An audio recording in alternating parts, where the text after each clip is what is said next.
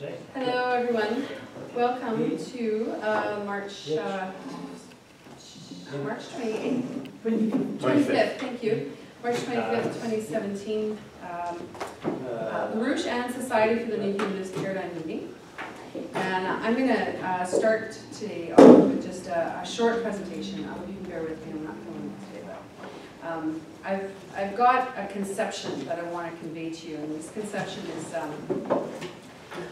based on some dialogue that we are doing internally about where Canada fits into the situation that is shaping up in the world. And a lot of that has been determined publicly by what goes on in the United States since the United States became the power, the empire, as would be an accurate description of it, since the end of World War II. And there's a concept here that I want to preamble with the idea, the notion of this geometry. And the preamble is that I think, especially for Canadians, it's not so much in America, but especially for Canadians, we have a very difficult time putting together what is the direction? How do these things work? Is it just, how do the policies come together? How do the provinces function in their relationship with one another? How does the federal government decide on the policies that they go with? How does the provincial government, and so on? And to the average Canadian, we are very, pretty much divorced from the political process. And so what we are doing as a Society for the New Humanist Paradigm is we're sticking our neck in and foot firmly into these layers. And by coming out and helping us with a fundraiser, every time you give us donations, it's helping out, and I hope you enjoy my cookies on that note. But it's helping us do the work that needs to be done. And part of that work is really just figuring it out, and you can't figure it out unless you're actually talking to these people and understanding the dynamic that happens. Now, from the years of listening to Paul and getting to know the American political landscape, I can accurately say that Canada's political landscape is very, very different. But why is it different? And this is the question that we really have to ask ourselves. Why is there zero discussion? I think, like, as Canadians, you know, there's this I don't know what it's called, but you don't know about something when you don't have it. If you don't know that it exists, then you don't know what you're looking for. And this is existentially the problem with Canadian politics. In the United States, it's a little bit more transparent. There's a lot more dialogue going on, certainly around it, and dialogue between politicians and the average citizen. In Canada, that's not the case. So what is Canada? And this is a sensitive subject for us. It really is, because we have had a notion of what Canada is or has been, and we've always had this pride in, you know, Canada being the peacekeeper, and they're always the good guy, or they're the Canucks. They just want to come in and help, and they always say sorry, and they're very polite, right? That is what the Canadian people are like. We love Tim Hortons, and we love hockey. Is this Canada? Is this what Canada represents to the rest of the world? Maybe as tourists. But what is becoming more evident as the chaos ensues, you know, I think you can start with Libya, of course with Syria for the last 6 years, and now especially with Ukraine. We are at a point in time where Canada is no longer that Canada. I would venture to say that Canada has never been that Canada, except in the identity of its citizens. So it's paradoxical, and I think its citizens can play a role if they understand our history and the direction. So in referencing kind of the preamble, how I think, you know, we really need to think about this, especially when you're in that quandary, that paradox, and you're thinking about what is Canada, how do these things come about. We have been, I have been inspired by a lot of the discussion from Lyndon LaRouche himself, from the movement, about how to think about these things. It's not what to think. And people often, you know, ask, and I asked when I first joined, you know, why in the hell are we talking about geometry? Why are we talking about classical music? Why are we discussing these things that have nothing to do with politics? Well, I would posit that what they're addressing and what you can ascertain from that as well is not what to think, it's how we're thinking about it. And it is a scientific way of thinking about it, because we're dealing with politics, but we're dealing with people. We're dealing with political structures that are filled with people. And even though Canada is harder to pinpoint, it's even more important that we think this way, that we actually have a scientific method or a scientific curiosity of thinking this way. And I don't just mean observation and the results. I'm thinking on a higher level, where we're actually thinking about it in terms of physics, in terms of reactions, and in terms of a non-linear process. And the biggest word that I hope that you can take away from this is process. Because process tends to be non-linear, and that's how we have to look at it. So I'm going to take you through a short presentation tonight that is non-linear, and I'm going to take you from where we are now to a historical precedent and where we're going to try to move Canada in the future.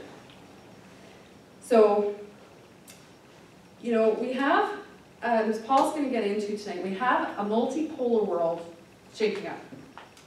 This is becoming very evident around the world. So if you're only looking at Canada and the United States and Europe, you wouldn't see that. But that is not the world. There is a huge portion of the world that is being recruited into this multipolarity. And it's a best way of describing it is a harmony. But it's shaping up.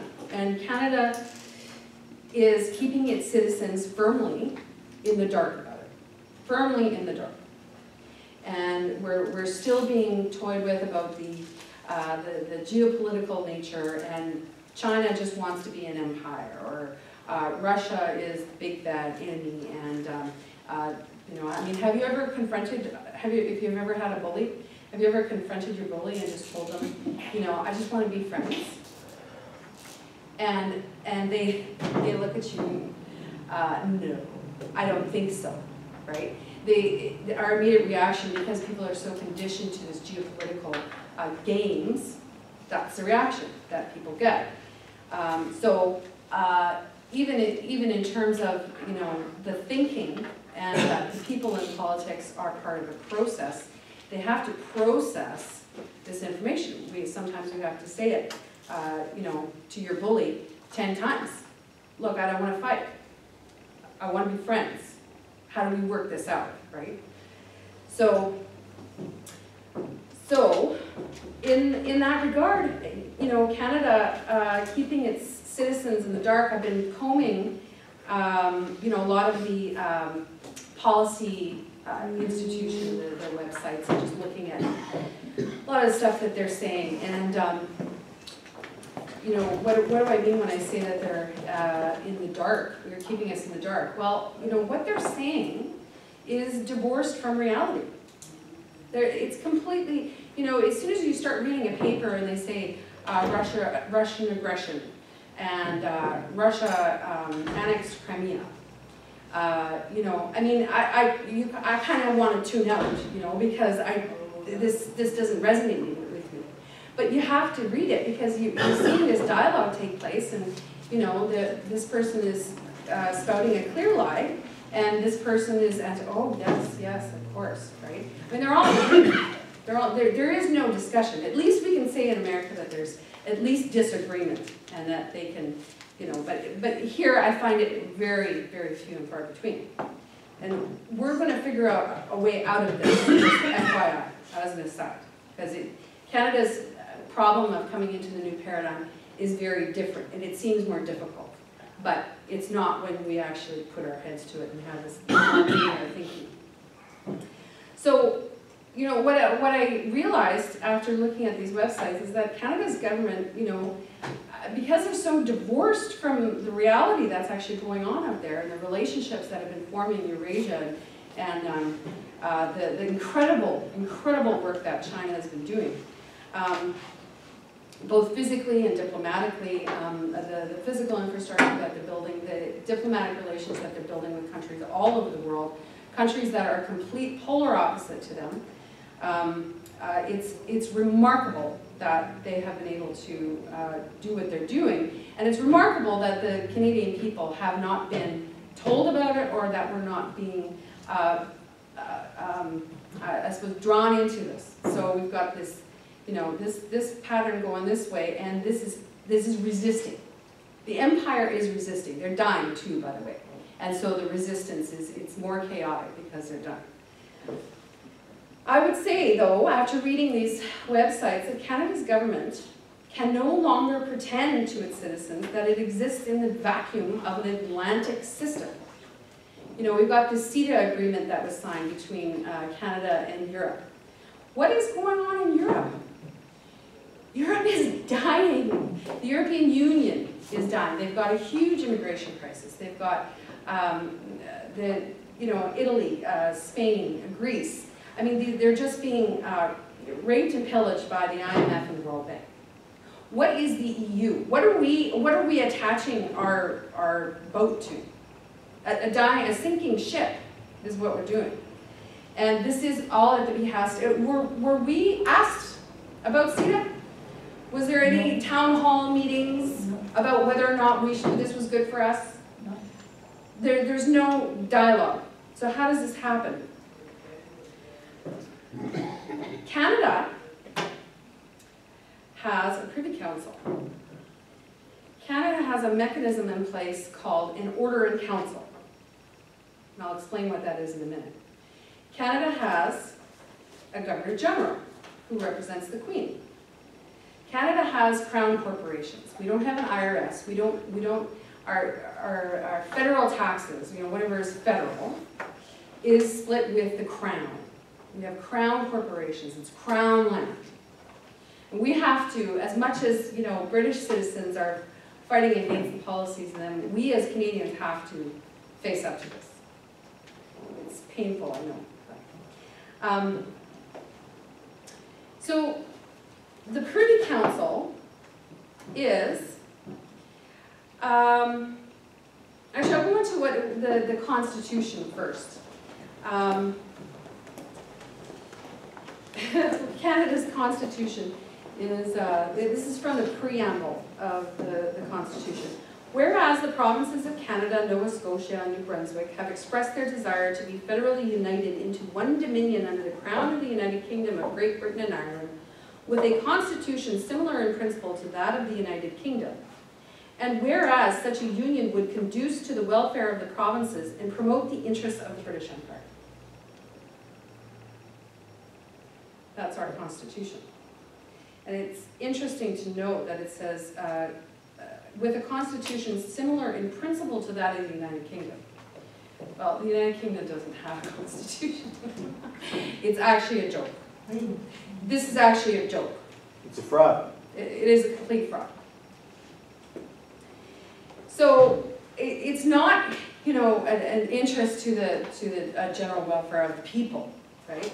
When any elected official in this country gets elected by the people, absolutely. But when they are put in their position, they say an oath to the Queen. And that oath reads as the following. Today, the oath of office which every single Prime Minister has taken upon it reads, I, blank, do solemnly and sincerely swear that I shall be a true and faithful servant to Her Majesty Queen Elizabeth II as a member of Her Majesty's Privy Council for Canada. I will in all things to be treated, debated, and resolved in Privy Council faithfully, honestly, and truly declare my mind and my opinion in secret.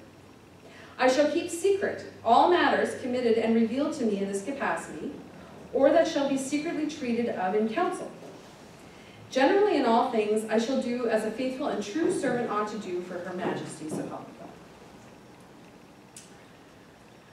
That's very different. That's very different from the so-called democracy that we're told, you know, that our neighbor, we're so like Americans. No, our system is very, very different. So then we have the Governor General, who is the Queen's representative in each province.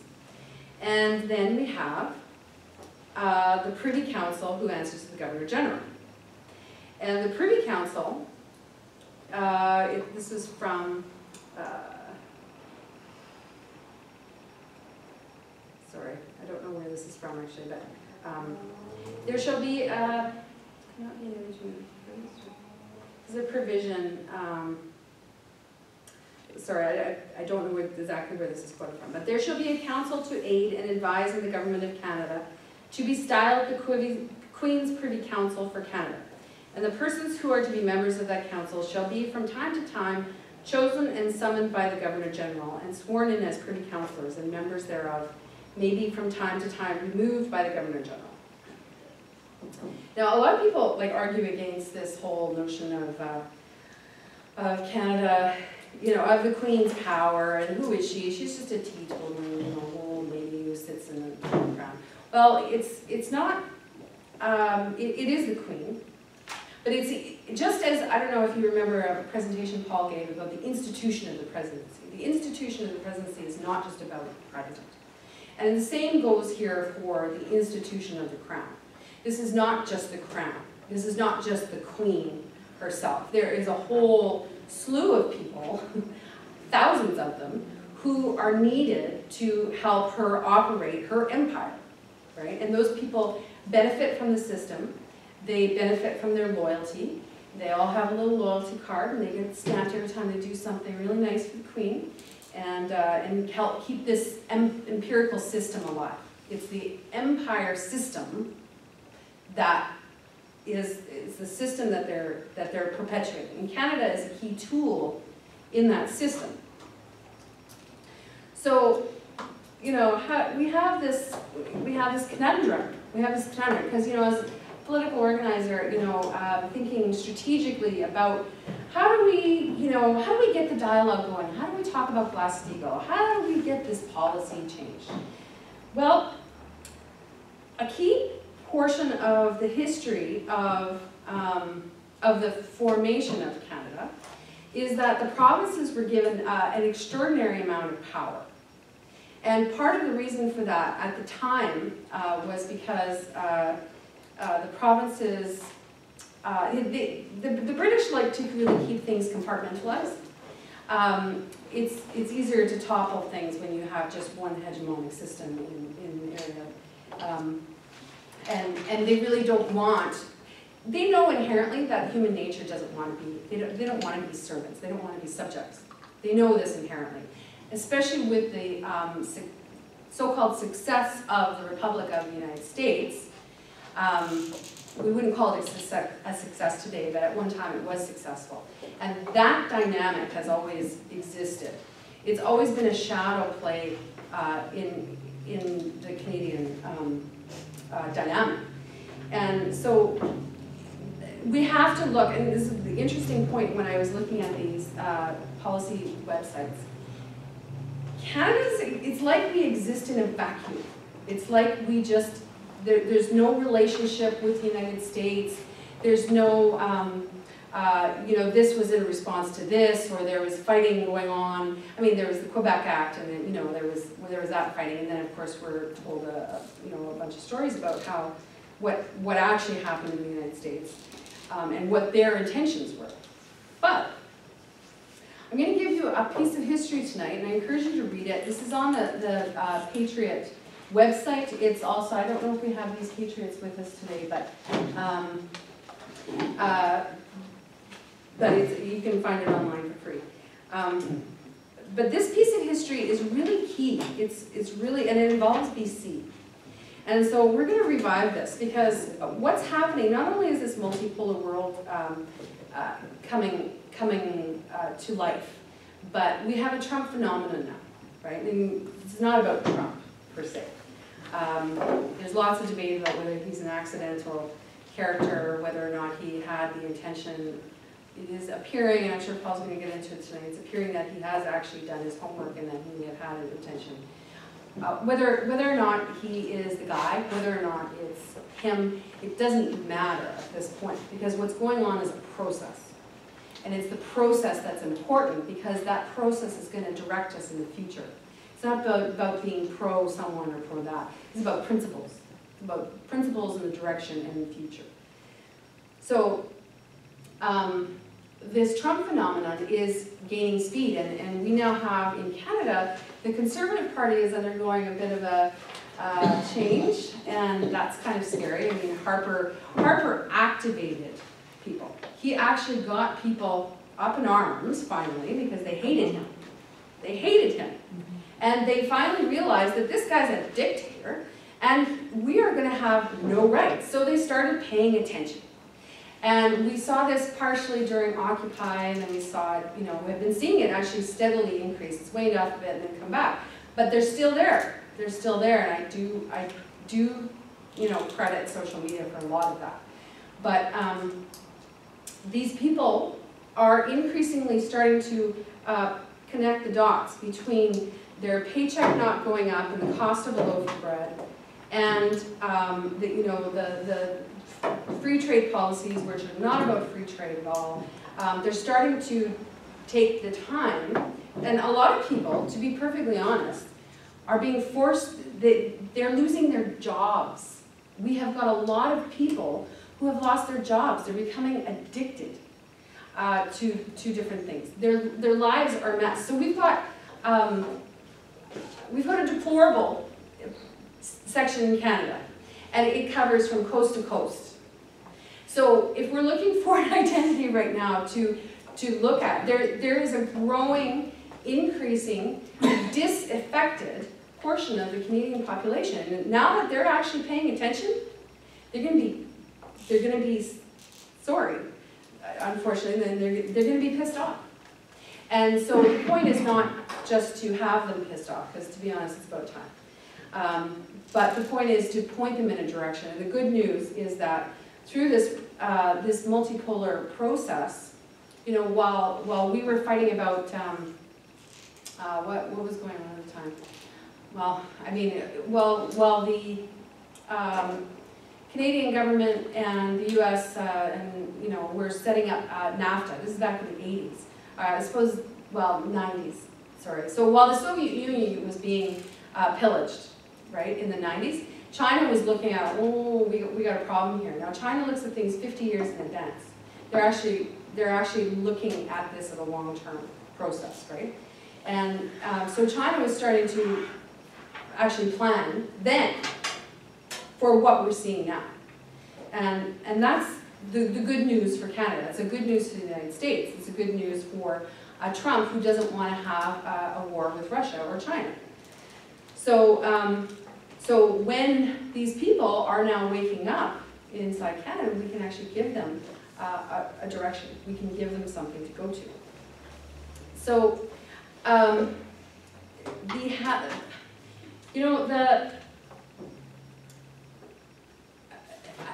I was struck when I read this history, because this certainly wasn't in my my social studies class. We're talking about internally. We're talking about how to really, what is this future going to look like? Canada has a lot of interest both in Europe, but we have a huge interest in China. Now, you're looking at it strategically, and the provinces hold a lot of power. And when the provinces stand up to the federal government, they can actually get what they want. Do they know this, right? Well, there is, I'm going to read this part and then my presentation will almost be done, but bear with me. I need to read this to you directly because it really covers it all. Up until 1870, the fate of the new British North American Act was still highly questionable. The Nova Scotian annexation movement had risen to new levels of influence with the post-1867 collapse of their fisheries-dominated economy. This collapse was shaped by a new binding free trade treaties with Britain, which the new Confederacy was subject to, and the 1865 cancelling of the US-Canada Reciprocity Treaty of 1854. So that gives you just a sense of where it was. Now, there was a whole chunk in the middle of Canada that was not a part of the Confederation. So we had BC, and then we had, and then the East Coast. And there's this Rupert's Land in the middle.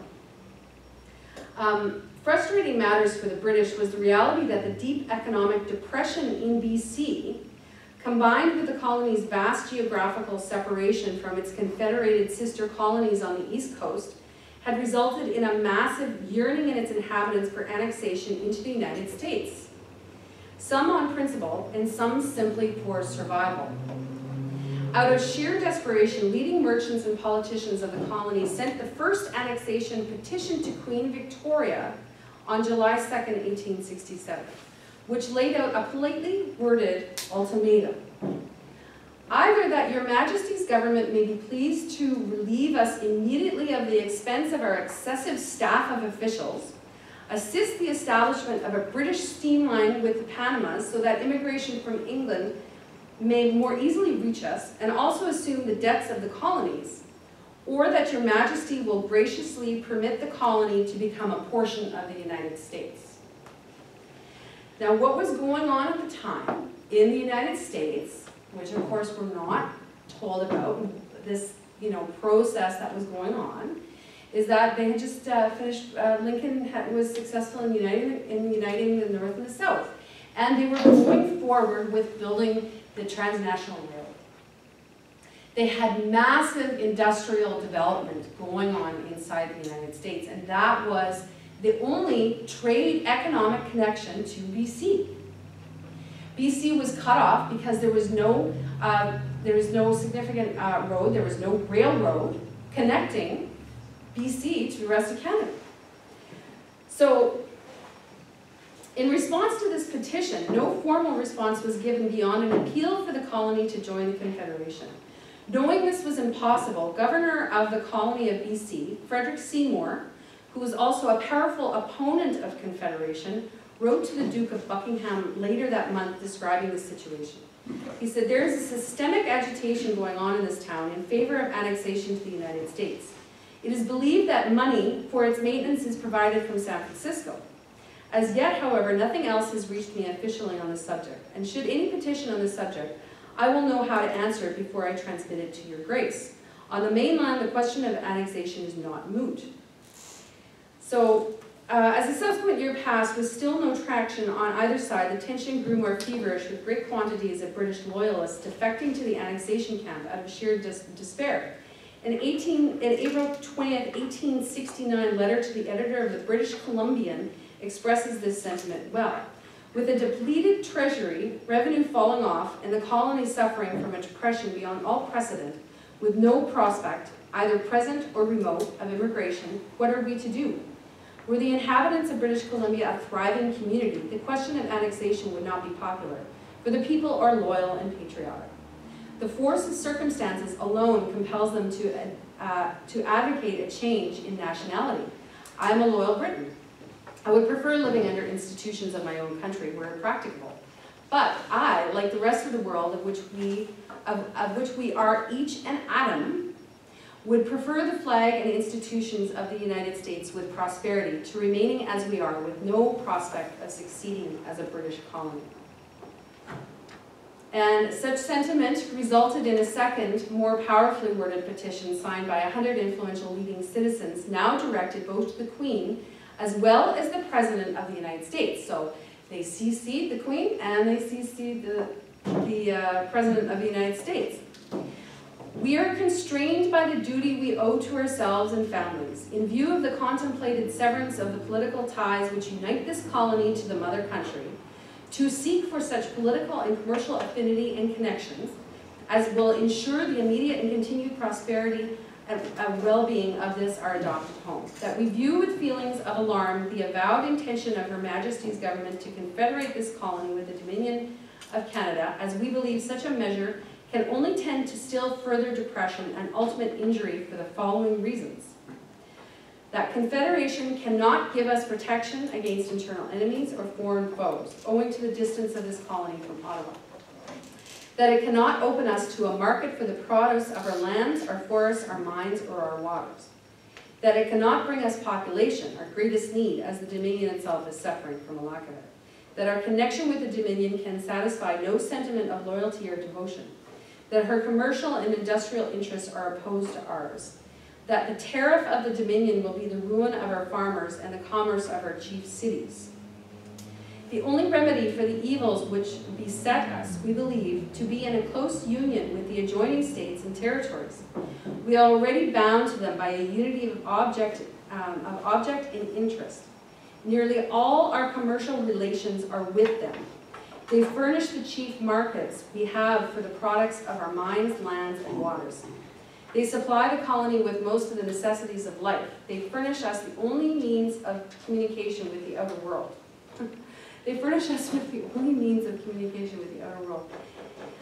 You imagine waiting, for the communication from the Queen, and how many months it would take to get that after the guy, went either on boat or through the mountain, But meanwhile, they've got constant communication with the United States. They're seeing the progress happening there. For these reasons, we earnestly desire the acquisition of this colony by the United States. A copy of the petition was given to Vincent Collier, the great American painter and Indian Commissioner of Alaska, which he personally delivered to President Ulysses S. Grant. The press dispatch from the office of the president, and then they responded. And there's more to it. It's a long article. It's really good. It gives the history of what the dynamic that was going on and the relationship that Canada had. So this is what's missing. This is what's missing from our institutional policy people. These are the policy people who are giving the policy to the Privy Council, who are directing the federal government. How many times have you seen the federal government say they're going in this direction and they seem like they're going that way, and then all of a sudden, oh no, we changed our mind. We're going to go with the evil guys this time. What's happening right now in Canada? I'm going to ask after Paul's presentation for Valentina to let us know what's going on in Ukraine. Canada, like the history back then, is hitching its horse to a dead system. The EU is collapsing. We want to support the Ukraine. Ukraine is collapsing. It is utter chaos. We want to pretty much help ISIS, that's basically what we're doing. So my question to you, and this is what we're going to be exploring, and I hope that you will help us continue to support us to help us explore this and discover these more connections that are made. My guess is that just as Governor Seymour was responding to pressure from the people who are actually keeping society functioning at the time, to appeal to an oligarch, you either help us out or we're going elsewhere. How many people in the Privy Council and in MLAs, MPs, especially the municipalities in Canada, are feeling that way today? Because the drug problem, the austerity that's coming down, despite the banks being in a pretty good situation logistically, we're not going to be immune from a collapse from the economic bubble. What is happening with the housing? The municipalities are being stretched to the maximum. I'll leave you with, on a positive note, that just a follow-up to what the work that I've been trying to do with our local politician, the mayor in Pitt Meadows. He had already had this idea, but I think with the work that, when I went to him and discussed, you know, the problems that we're facing and got this public meeting going, they're now, the mayor is now involving the MLA, the local MLA, and the local MP, and they had their first big public meeting today, and it was very good. It was dynamic, it was inclusive, it was people actually sitting around discussing, talking to their neighbors. What's important about this is that he's actually going outside of his jurisdiction to do this. This is another, you know, just going back to the compartmentalization, right? The municipalities are not being given what they need, they're being stretched. Then when they go to try and solve these problems of the homeless, of the drug problems, we need more police, we need more homeless workers, the government says, no, I don't think so, we don't have any money, we're broke, you know? So they're being forced to be creative. So the positive news out of this is that it's actually forcing a community dialogue, and there's actually the sense of community coming out of this, which is really great. But they're still working within their means. Now, I'll remind everybody what I said the last time, last meeting. The opposite of addiction is connection. You know, I have found that, you know, just even having an online dialogue with people from another part of the world where, you know, I'm actually starting to understand where they're coming from, what their country is like. You know, there's a lot of disjointedness, but there is a harmony now. I mean, imagine what that would be like if we actually had the One Belt, One Road. The policy of the One Belt, the idea behind the One Belt, One Road, as Xi Jinping says, is connection. You know, so this is what what we're seeing in the local take place in you know, in this meeting in Pitt Meadows is something that can actually be done now across the world. And Paul's going to get into how that's going to happen. Robbie, what day is this Patriot that you're referring to? This is from August of 2013. Thank